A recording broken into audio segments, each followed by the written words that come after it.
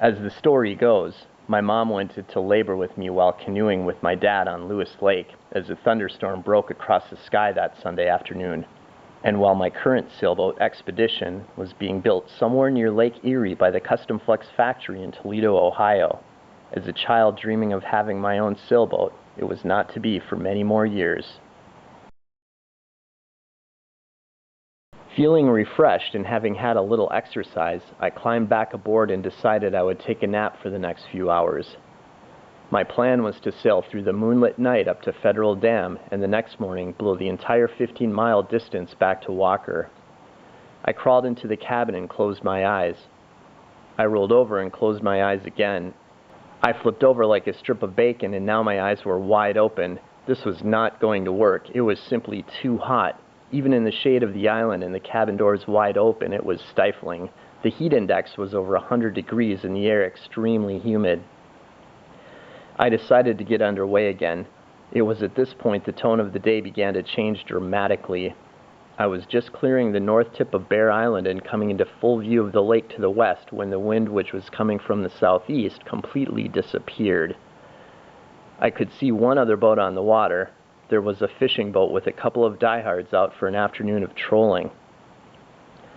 I turned on my radios to check the weather forecast and get the local FM broadcast, which was coming from Bemidji. I wasn't getting signal on the phone, so I couldn't pick up the radar. What I saw next was completely fascinating. The water became as reflective as glass, in spite of it rippling about with waves that were fading quickly in the complete absence of wind. In the sky, at an extremely high altitude, a thin veil of cloud caused by updraft spilled into the ice-cold air above and spread like silver paint across the sky, slowly blotting out the sun. There was so much haze in the air that Ottertail Point, which was 5 miles away, was scarcely visible. Essentially, it appeared as if a silver veil was stretched between the water and the highest point in the sky. As I got out my camera to film and photograph the phenomenon, I could hear a very distant and persistent rumbling. It wasn't long before I also got out the map and began to search for the nearest marina. There was one seemingly within a few miles up the coast of Sugar Point. The glassy water began to move again. The dead calm was the moment of transition between a complete shift in wind direction. Now I was picking up a wind from the northwest, which was good because I really needed to get going. Even for lake time, I was a bit behind schedule. The thunder from the west began to get closer as I slowly moved up the coastline of Sugar Point. There have not been many occasions when I received a text message from my brother-in-law, who is a commercial pilot. "How's it going?" came a message from out of the blue. "I'm trying to outrun a storm," I replied. That would be the last communication my family would hear from me for a while. I figured that if I kept sailing to the north, I could carefully slip past the storm. I had no idea of the scale and ferocity of what was actually bearing down on the lake. Everything seemed dandy in Bemidji, and there was no clear warning of anything coming across the weather radio. I'd seen enough. I wanted off the lake.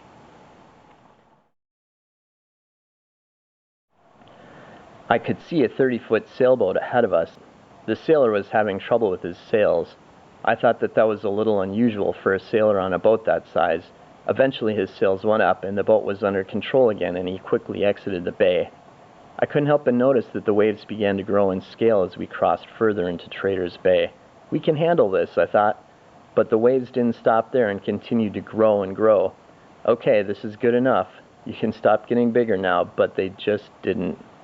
There was only a mile of open water between us and Rocky Point, but in the 20-knot blow, which was gusting past 25, the waves grew to a size I've never experienced before or since.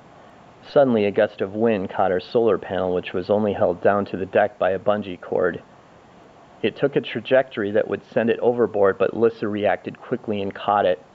The panel was on the port side of the Mallard, but the waves and the wind were such that she had to stay on the starboard side, or we risked heeling over too far. From the windward side, she held tightly to the bungee to keep it from being blown away again. This is where I first began to associate the necessity of patience and mental peace when sailing. There is no gas pedal that will get you to landfall on a faster time frame when under sail. The wind determines your schedule. You may as well leave your clock behind. Imagine if you had hundreds or thousands of miles to sail. You have to let go of that concept of control. You will get there when you get there. It's a peaceful feeling to give that up, but there are other emotional tolls that come with isolation for great lengths of time.